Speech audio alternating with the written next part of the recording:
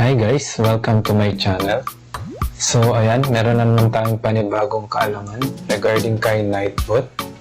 So ngayon, I'm gonna share what role the Explorer explore about the command of Nightbot. So let's start.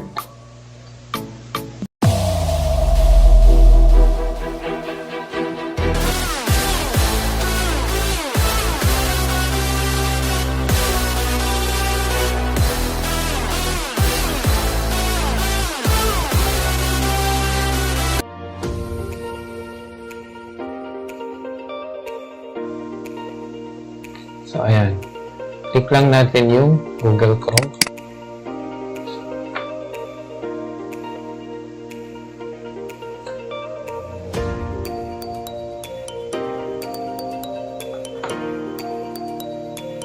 And then, type lang natin yung nightbot.tv.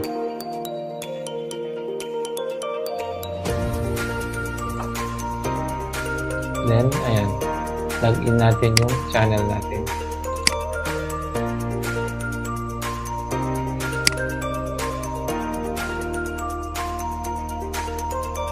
Then, allow lang natin siya.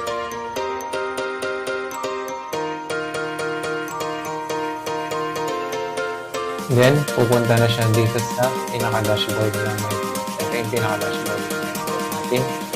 Click lang natin yung command. Then,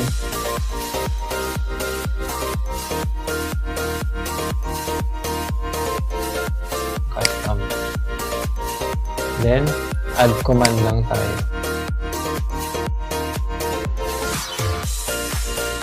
Then, sa message, type lang natin yung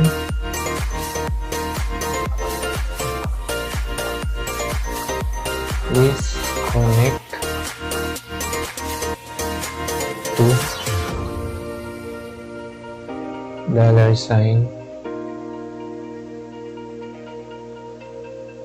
open parenthesis, user, close parenthesis.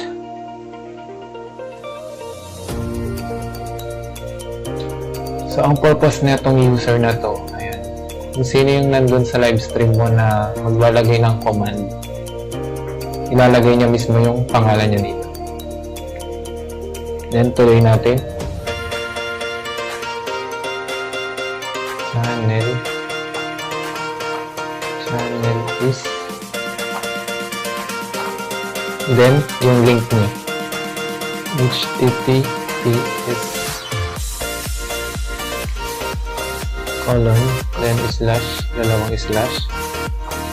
youtube.com/channel.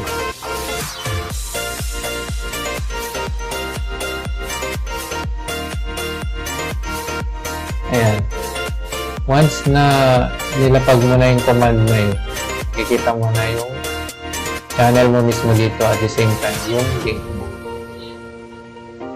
Then, para malagyan ng sub count, lagay lang natin yung /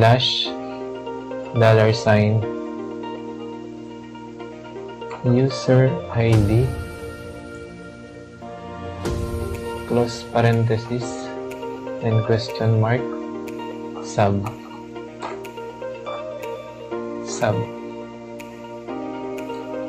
underscore confirmation yeah,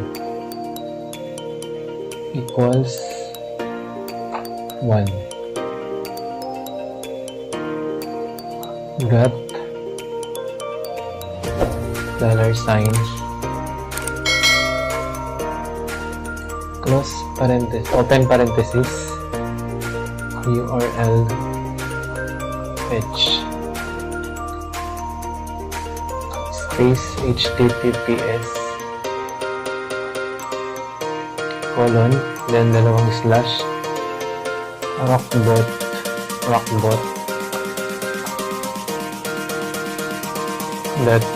.xyz /yt subs. index.php question mark id equals $sign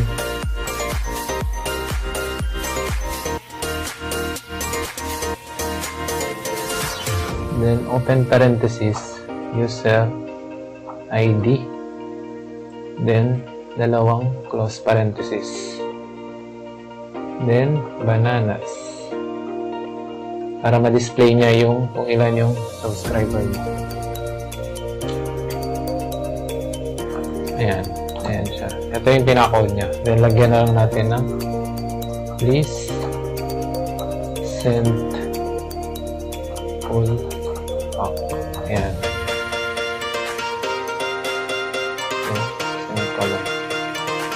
So, ayan na siya guys. Then, maglagay lang kayo ng kung ano yung gusto yung code. Para once na gamitin yung command na yun yung ibababa ni Nightbot. So, sa atin, install the Explorer tayo. So, ang gamitin natin command. And then, submit lang natin siya. So, ayan na.